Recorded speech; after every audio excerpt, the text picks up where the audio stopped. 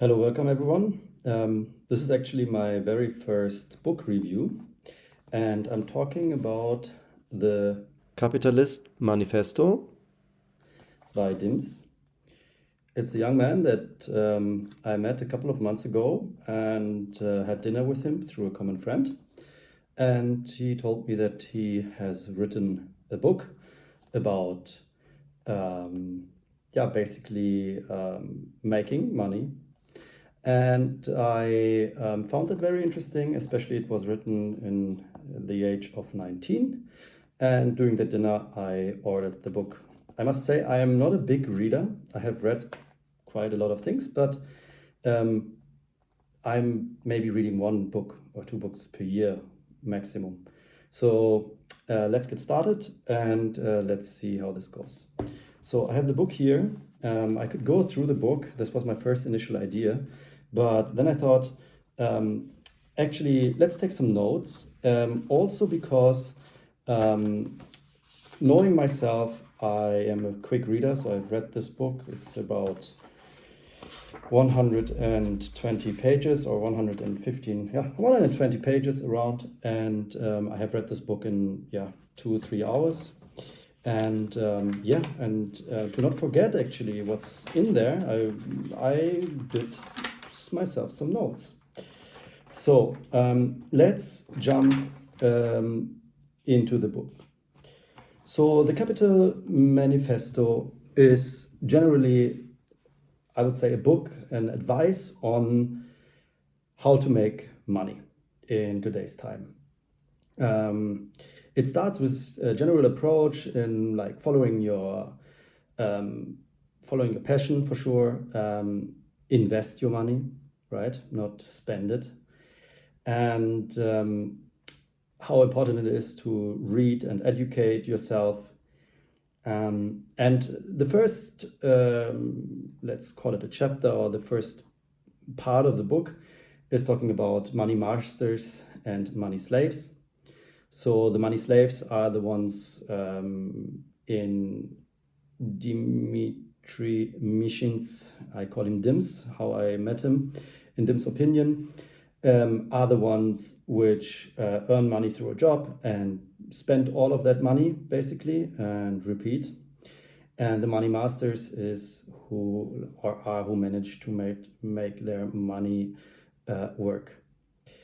He advertises is that everybody should free up money for investments, meaning saving somewhere to have some extra cash, let it be like 10%, reducing something in your life so you have 10% of your money, whatever you earn, in order to invest. Then he advertises for or writes about making finding your right risk level and making an informed decision. And also making a decision about how soon and how much money I want to make. Then he categorizes into different types. So he said the first type is the want cash today type. This person generally and then here he talks about day trading. So someone who actually doesn't care about whatever, investment they do. They rather care about making some quick bucks by buying and selling a stock in this case, and making money by, let's say, buying it low and selling it a little bit higher at the same day. And he says somebody who wants to do that needs to invest a lot of time, needs to learn a lot about analyzing charts, and for him this is rather a daytime, like a full-time job if you want to go that path. And it's not for everyone, and it's also quite risky, and he himself also does not practice this. He say most of the people, they look for a midterm return. Let's say midterm we call maybe 2-3 years, we call 10-20% of the money you have invested. And but he is also talking about risk levels a lot, and what you can and should risk and what you cannot risk based on also who you are. If you're from a very, very rich family and it is not a big problem for you to lose $20,000, then maybe you have a higher risk tolerance than someone who is from a poor family or has some hard-earned cash and therefore cannot or does not want to risk something that is earned the hard way. He gives lot of examples, and he also goes in depth in some stuff. So one thing that he talks about is he gives examples about prices and volatility of the market. He talks about beta, which is describing how the volatility rate of a stock. So let's say if a stock has a 0.5 beta, it's half as volatile as the whole market, and if it has a 4 beta, it's 4 times as volatile as the market. And all these things are important to understand the risk, but also understand the upside and what you can earn. Then the third approach is, he said, call it the long-term approach. It's what maybe people know Warren Buffett from or similar. It's like something like a business where you're 100% sure it will not go away and it will grow and it will make money. It's maybe not crazy money, but it will stay. An example is Gillette. People will never stop to shave. But also he says that especially people like Warren Buffett, of course, if you spot some opportunity like this at launch, like if you spot an Amazon at launch, you can, within 8-9 years, you can make thousands of percentages. But, this is a gem and also has maybe other influences. Then he pays about dividend seeking opportunities. So basically investments that pay you on a regular base, some dividends. So based on how much percentage you have on a company.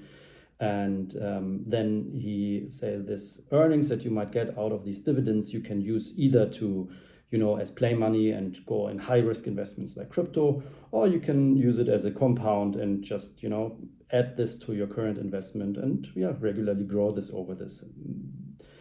The next thing are bonds and debt instruments. He said there are it's generally like an introduction to these things, how you can buy bonds, how they pay you a certain percentage, how risky they are, and how there is a very, very huge basically market on buying and selling these bonds, and generally gives a quite nice introduction to it. Then he talks about non-basic securities. So, for example, ETFs, exchange traded funds, where you can, let someone else do a certain work and follow it. And he said there is basically a fund for everything. You can bet on the stock market to go down. You can bet on tech. You can go into high volatility stocks, and and there is a unlimited range of things that you can discover. Last but not least, he is talking about derivatives, and here he explains a little bit the difference between put and call options. For example, if you buy a call option, which is buying a stock at price X, and on date that you it's not such an easy topic. So a call option is that you buy or obligation to buy a stock on a certain date for a certain price, and a put is to sell a stock on a certain day for a certain price. And he also gives examples why this might what you can do with this. So for example, if you want to buy a certain company stock anyways because you believe in it, and you could, for example, create the obligation to buy, get a put option, and then if a certain price is reached, you either have to buy the stock, which you would have anyways done, or what was your plan anyways, and if a certain price is not reached, then you will earn a premium, which is also nice. So there are ways he just explains ways how to use it without, and I think no matter if you listen to my video and my review here, or if you read the book, there are just certain things that if they catch your interest, you can dig deeper, but don't expect to understand everything from like reading it the first time. He also makes an example for a call, like the obligation to sell at, so you buy a contract from someone and the obligation to sell for a certain price. So for example, you buy one stock, which is like one option, for one stock, which is $100 today. And then in some like period of time, it's like at $200, then you have still this option to buy it for 100, and you basically make $100 plus if the stock raises to $200 in that time.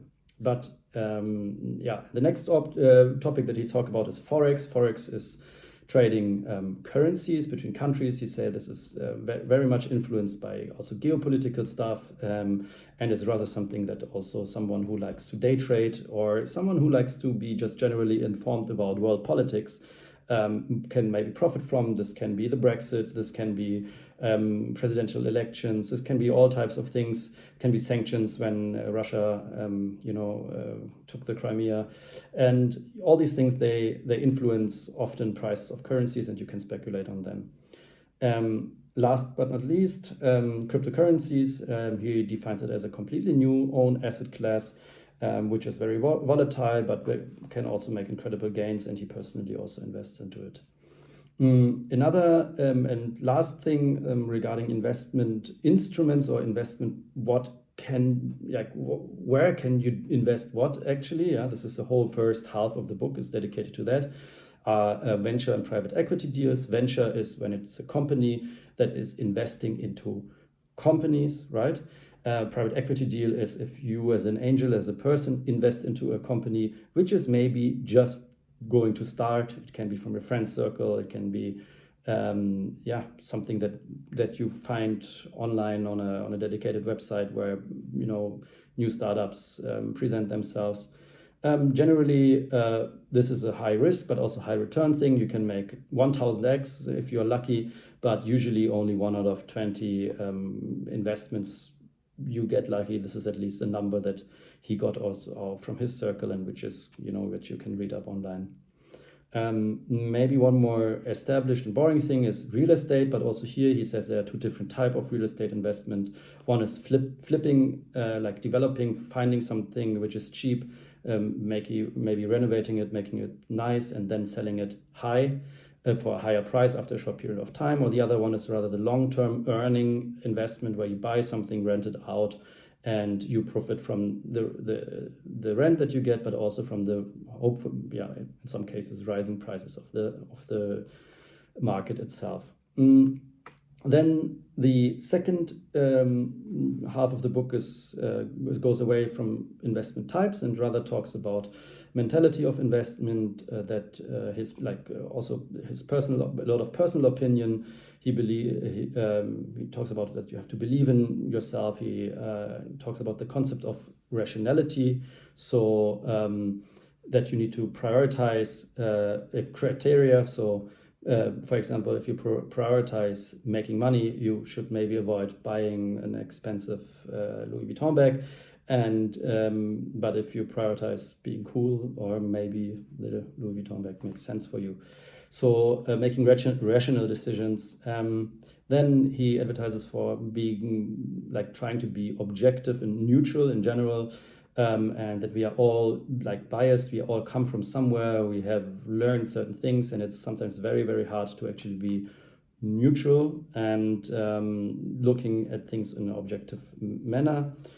He talks about how important it is to be open-minded, and that himself, he gives an example, was not a big fan of contemporary art, and after attending an event and listening to many people and not advertising against it, he got out, and he still wouldn't buy a piece for $60 million, but he understands that there is value and there is something behind it, and this brought to him by being open-minded, even though he had an opinion before he went to this event. Also referring to Ray Dalio's Principles book and some other things that he read, he said that the ego and blind spot problem. So he advertises basically for kill your ego and be hard and real to yourself. So don't lie to yourself about your weaknesses, And when you can do this, and when you can spot them, and when you kind of kill your ego, then from there you can beautifully improve yourself. And the same thing is to find blind spots. So if you haven't been interested in technology for all of your life, and like certain things are just far away from you, and you know this is a blind spot, when you recognize those things, then you can actually work on them and improve, and or at least understand and follow certain topics, even though you know this is not your strengths. Then one article is dedicated to being selfish, and he says everybody is selfish, and you should follow your goals and be rather hard. Don't try to make other people happy. And if you are someone seeking basically like happiness from this, then rather go into a park and give out ice cream. He says it is important to plan and let it be very small. So let it be just your day, what you're going to do today, or let it be very big, where you want to be in 10, 15, 20 years. And when you do good plans, then you can actually also, be happy when you're achieving certain milestones, and this is important. Then there is very important, I think, he thinks, is motivation, and there he looks at in two ways on motivation. One is the carrot, one is the stick. The carrot is some profits, some gains in the future, and the stick is fear, for example, like fearing losing something you have hardly earned, for example. For him, fear is often easier, and often easier for the most. And he thinks that like gain, you need to be very clear what you want to achieve. And, some intelligent people can really think and really have a clear path and a clear, carrot, carrot in front of them. But this is not for everyone. Motivation is key. And his personal motivation is to not be mediocre. He wants to strive for excellence. Then another chapter is dedicated for spending habits, which I personally like. And the very simple statement here is don't spend more than you earn, which sounds very easy, but really think about it. How much do you put in? How much can you take out? There's a pot on the table. Don't spend more than you earn. I really like this. He gives also examples of how you can be humble and rational, taking the metro over an Uber, or taking an Uber X over an Uber Premium. He says debt is very evil. Really try to avoid debt, and try to avoid getting into a situation where you owe something and need to pay back debt, and basically work for this. And that you can build wealth without taking debt. And then the last big chapter is dedicated to the crazy ones and building a business, being a founder. He said this is a thing that needs your full dedication, but where you can also use all of your skills and all of your senses, and you are like 100% invested and not just doing it at the time. He says connections are important, and that there are very different types of businesses. So you can trade, you can buy something cheap and sell it more expensive, or you can just revolutionize something and, just like Airbnb did, and just open up a completely new space. He talks about about asymmetry, especially in information. So, he says if you have maybe more knowledge than your competition, or some advantage to your competitors he makes an example in knowledge, but he also makes an example in marketing and positioning. When you look at Apple versus Dell, and you have two computers, and actually the Dell computer is much better, but still people prefer to buy the Apple computer, and Apple, wins through this. He says also this is you can put yourself in a better position with, better knowledge about the field that you're working in, or that you're doing your startup. He says that many entrepreneurs do a problem that they try to make a startup to solve a problem that actually doesn't exist. And he said it's more important to be passionate, to have a vision, that you find a solution, but also consult with knowledgeable people about it, build a team, raise capital, and not do the mistake of trying to solve a problem that doesn't exist. Then he says extremely important are people, that you have to know your people. He also refers to Dalio and principles again. that you need to fill blind spots. And for one example is the Myers-Briggs personality test. So if you see you have only extroverts in your group, maybe in your team, then maybe it makes sense to find an analyst who is, a counterpart to this. Then that's theory and practice often differs a lot from each other, and often you have a lot of thoughts you put into theory, but in the end, when you put it into practice, you see it's actually not working, and be aware about this. Also be aware that shit happens. So for example, an investor maybe that promised you money pulls out in the last moment, and many other things, and really try to take those problems isolated, meaning don't mix them up. Don't say I'm a failure and everything goes wrong. Rather say, okay, this is problem A, B, and C, and how do I solve it? A and B I can solve myself. C, I need to get help. And shit happens. And in a startup, what many people forget, and that you never should forget if you decide to start your own business, is that sales and profits. So without sales and without profits, and just focusing on whatever user growth or so, he say you will not succeed. When it comes to decision making in a startup, he says he prefers strong leadership. He makes an example in Google where even one of the two Google founders had more weight than the other in making decision. He said this maybe speeds up things and prevents you from having a 50-50 situation where you maybe block yourself and waste a lot of time discussing. He said starting is very hard. Fundraising is also not easy, and maybe when you do not succeed after a while in fundraising, maybe it's also a signal that your product is not that good.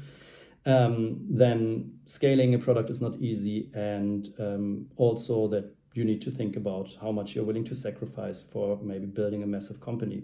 Let it be time, let it be money, let it be friends, and so on. Then there is a little part about gurus that he says, they are good in talking, but many of them are not businessmen or women. And that there are many people out there in social media that, are these business wealth gurus, and but which are good in entertaining and doing that, but actually not good in being a businessman. Then he talks a little bit about the future, how he sees the future and future things. Believes in AI, artificial intelligence, in the Internet of Things, IoT, and connected devices.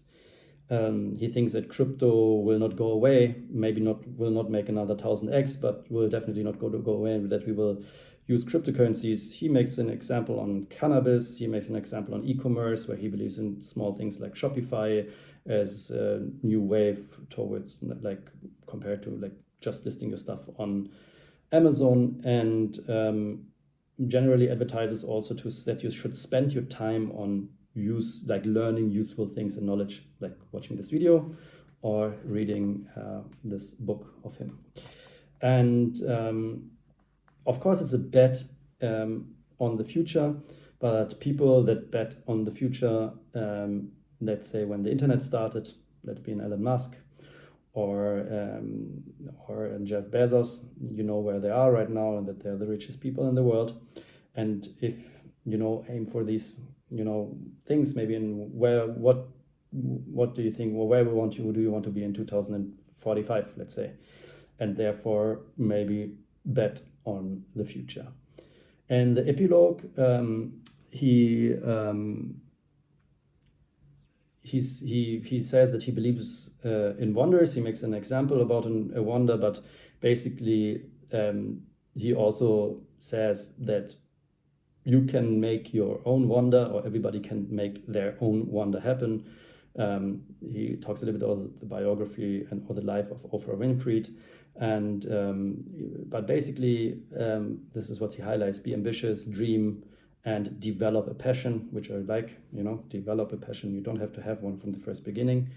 And again, advertises for reading literature like the one that he wrote, but also has a full page dedicated to movies and books and things that he personally helped him to grow. Yeah, this is the book. I have rather done let's call it a summary right now, and not so much a review. There are certainly some, like, I would say I agree with 90% of the things that are written in this book, and I think it's very refreshing and easy written, and gives you at least a lot of directions that you could dig into. I don't agree with some of the things, like I think there are very good points in life of where it's maybe smart to take a cheap loan and do a smart investment. Let it be for your personal business, let it be to invest into something. I am also not 100% on his side when it's about this being selfish, and that it's, say, everybody around you is selfish and the world is evil, and take care of yourself. There is truth in it, but also being humble and nice can also open you hundreds of doors without you being used for this. Then I think what I really liked is that he pointed out different blocks of investment possibilities, and that he dedicated one part rather on like mindset and mentality, and one part on like hard facts, what you can do, what you can measure. Like, there's an explanation, what is a beta and what is it put in the call option, and at the same time there is learn about yourself, understand yourself, and go make self-development. Overall, also this book is a self-development book, how he say, and not like a guide to on how to invest. And the self-development that he advertises for is in this Capitalist Manifesto that you should also develop in terms of investing and building wealth. And I totally agree. I personally also learned a lot. Let's say 50, 60, 70, 80% of the things I knew, 20% were very new for me and very interesting information. As I'm caring a lot about investing and business and have a long history of entrepreneurship myself, it was very, very easy for me to understand. I believe that somebody who just getting started it will take time. Maybe you will need to read it 2 times or 3 times, but as you can read it in one day, why not dedicate 2 or 3 days to it and read it slower than I did, take notes like I did, watch this video again, and let me know if you liked it. I can absolutely recommend this book. It's self-published, meaning it gets printed the moment you buy it. It's on Amazon. It will take you 3 weeks or so to get it. I would get it in paper. It's nice, it looks nice, it's easy and fun to read. And that's it. Thanks for watching.